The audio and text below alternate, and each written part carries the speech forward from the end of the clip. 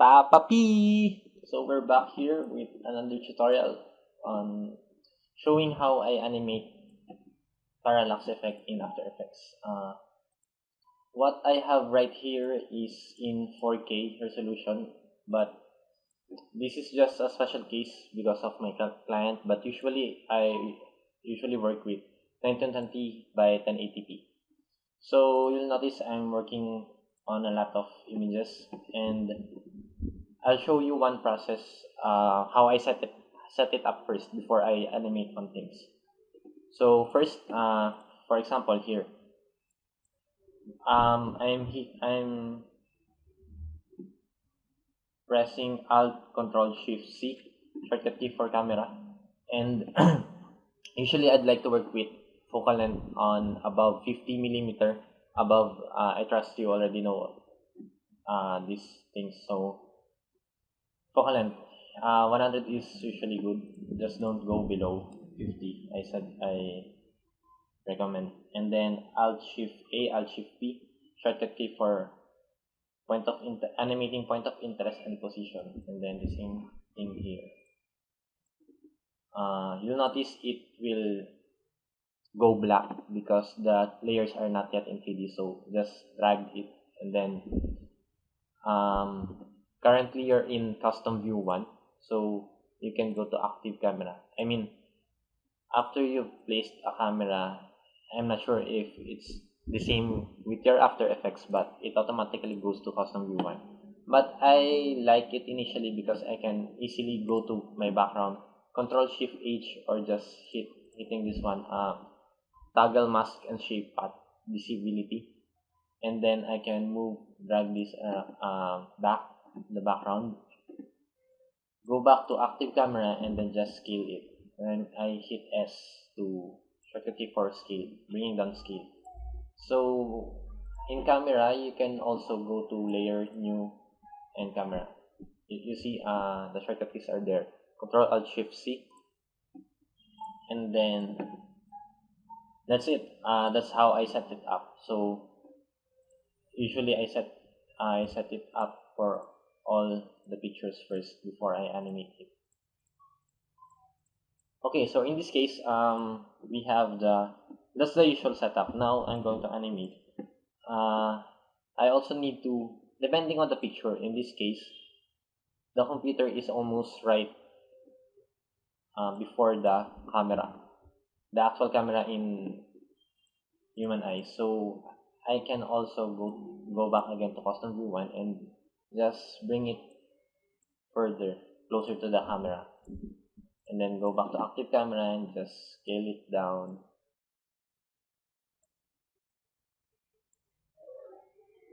And then I usually like to work without this one, the toggle mask. So Control Shift H, the shortcut key. And now that I'm going to animate with Puppet tool, I usually put the slider on the back, so it goes with the original picture. I mean the original state of the picture, the posing. Go to the man, the one you're going to animate,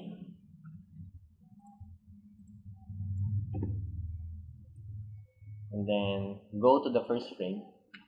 I hit E just to show this puppet effect, because as opposed to this one, it consumes a lot of space. So I'll hit E for effect, and then I can now animate it. And that's it for the animation of the character. And then I usually animate the camera using the sliders of this attribute, because it gives me much control. So Z for the zoom in, and then Y for X for this one, this effect.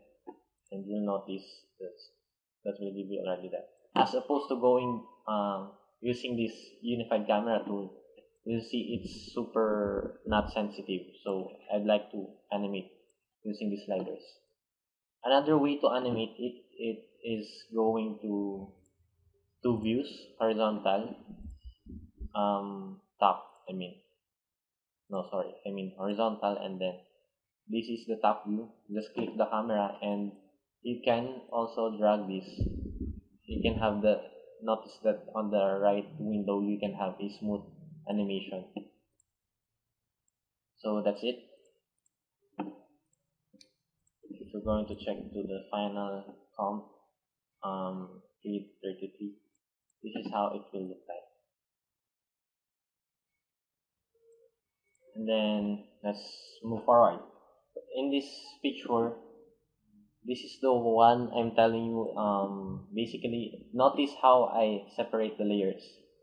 All the things that I'm going to move. For example, right hand, the left hand, the man, the first man, the head of the second man, and the body of the second man. Also notice that it doesn't need to be perfectly clean, because it's going to be covered anyway. So again, go to the last part of the timeline, and then with a lot of layers, I usually work with the main body, the bigger one. So in this case, the man one. You can isolate them for you to check, and then maybe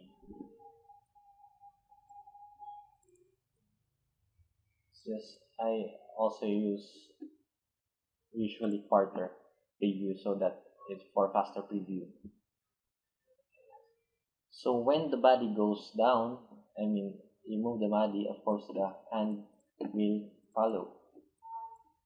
Again, go to the last frame. You can isolate it and toggle transparency grid, so you can better see what you're doing.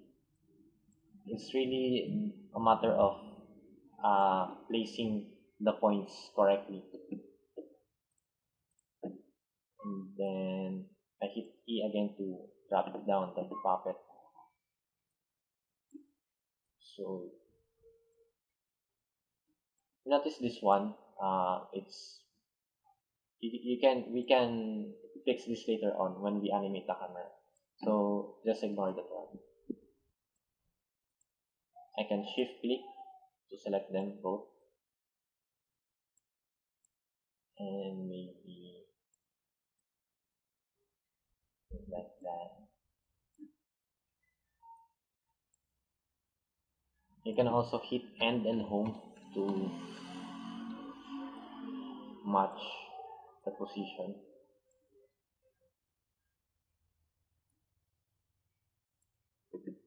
When you're done with it, you can press E to collapse it, and then let's go with this. You notice that it's in the wrong placement. This hand should be below the man. And click the puppet so that the puppet points will show. And then I can maybe do it like this.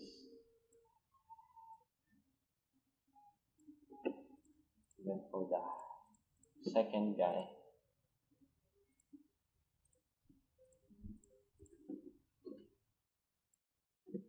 go to the first frame, maybe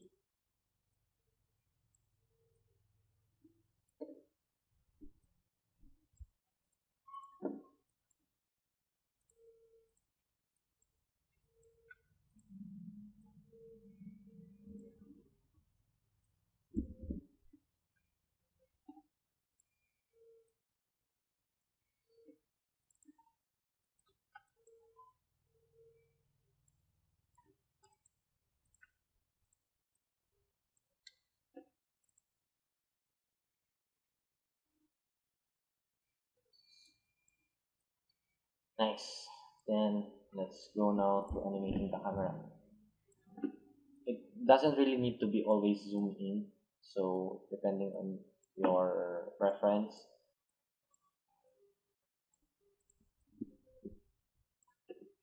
Let's see how that looks like in here.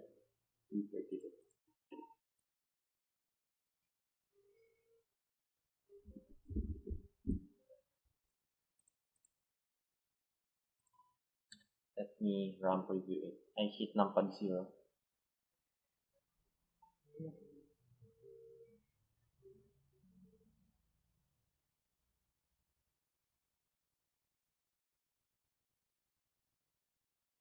Okay, let's go to the next one. This one.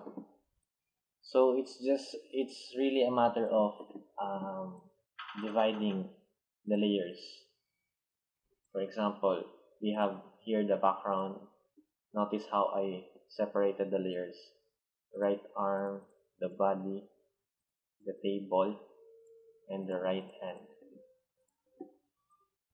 So again, the main body, puppet tool, you can isolate and toggle the transparency wheel.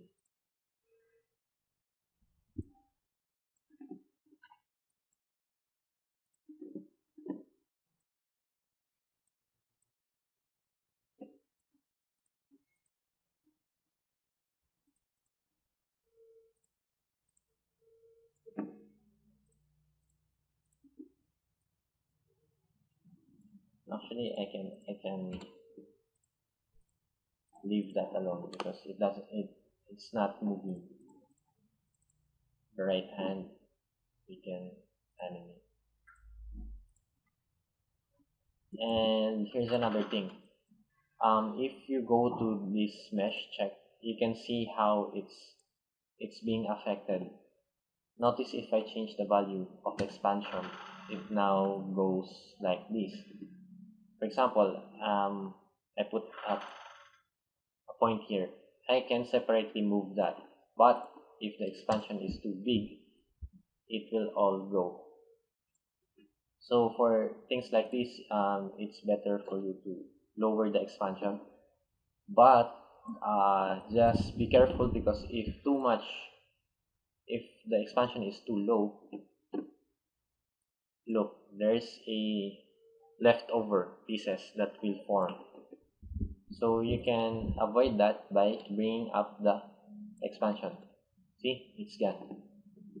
So I'll just delete it again.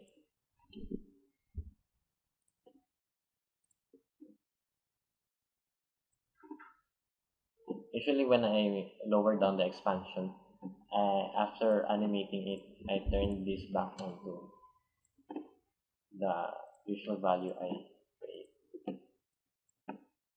So, and I uncheck it. In this case, maybe we want that to go like that.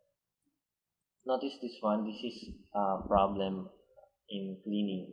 So I wasn't able to clean it nicely. Let's go try to fix that. P23. So those are the things that you need to be careful. Right arm, right hand, and it's in the table. So I can just either spot heal this or put a 50% clone stamp.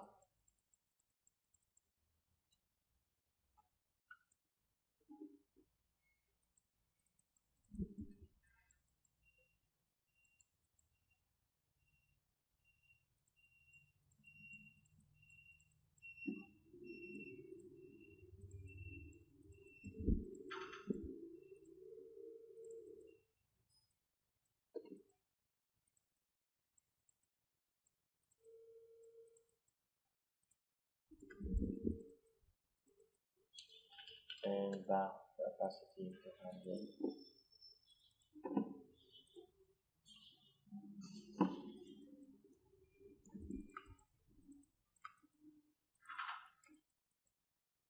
And then you'll notice it's already in the background. So that's what we're avoiding, those artifacts. And you'll notice this one is too edgy. I mean, it's too sharp. So let's blur that out.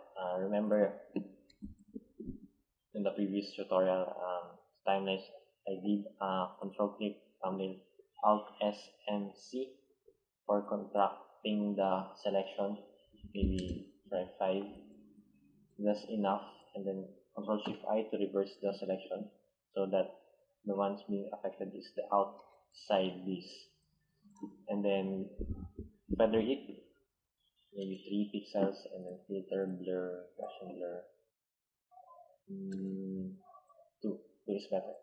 Notice how it now blends as opposed to before. It looks fake when it's too sharp because the focus of the picture here is not really on the hands. So Control S to save it, and then just reopen the After Effects file, and it will update.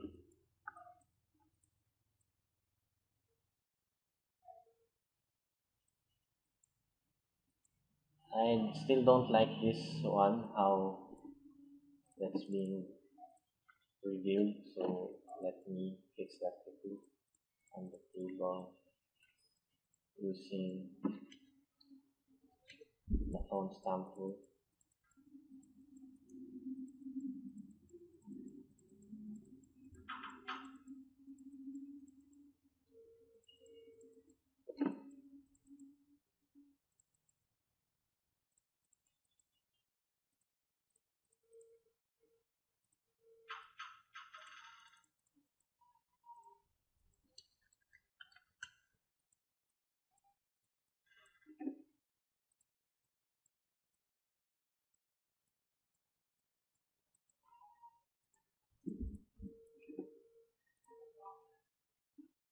And then open,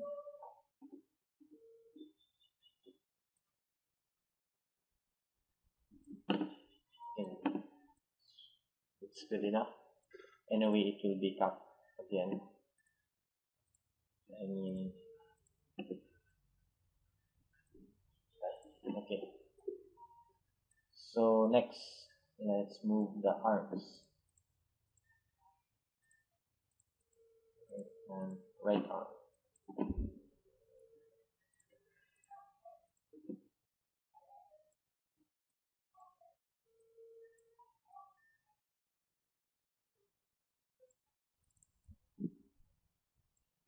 And then finally, let's animate the hammer.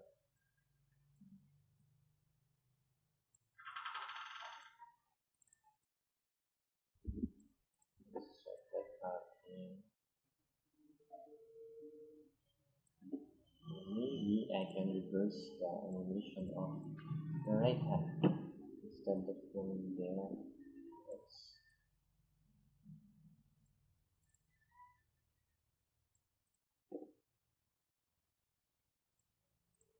yep. Then this one.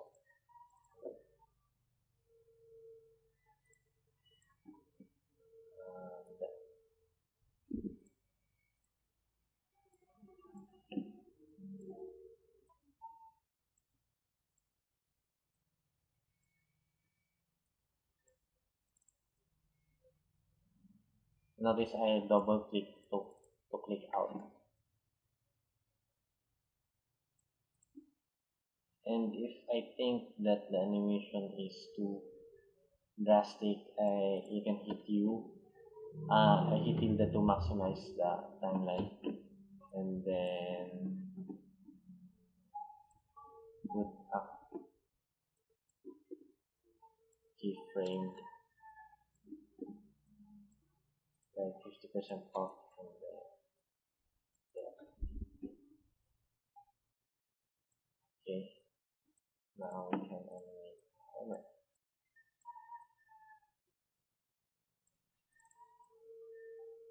So if we look at 8, 6,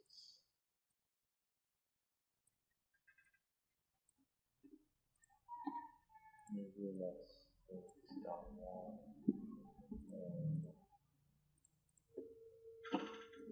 send this. Yep. Um, Last, this one. So notice again how I separated the layers. Yep.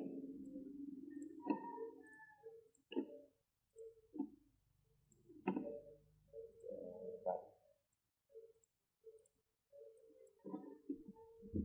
in this case, I'm going to animate first,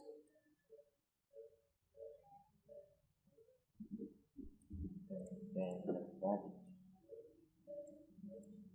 Oops, I animated it on the last frame, which I should have done in the first frame. And let's check if we can move this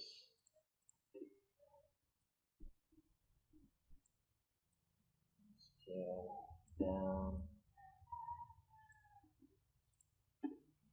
then move the camera.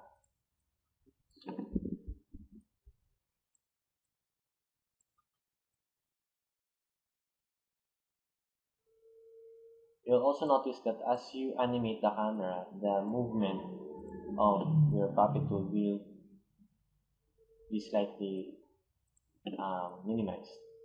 So sometimes it's helpful to exaggerate your animation. See, let's check that out. 225. Let's run preview that.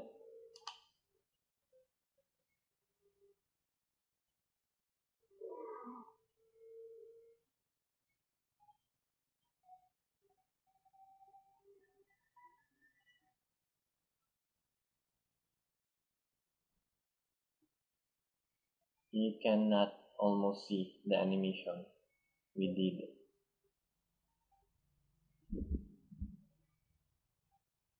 So we can exaggerate more.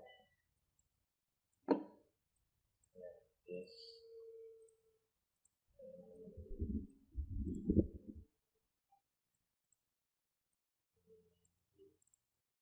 this. Let's check it out again.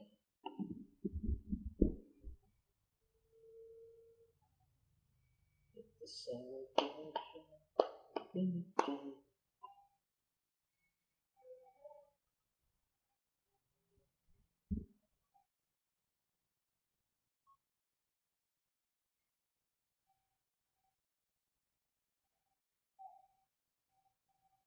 Maybe we can add animation with fingers.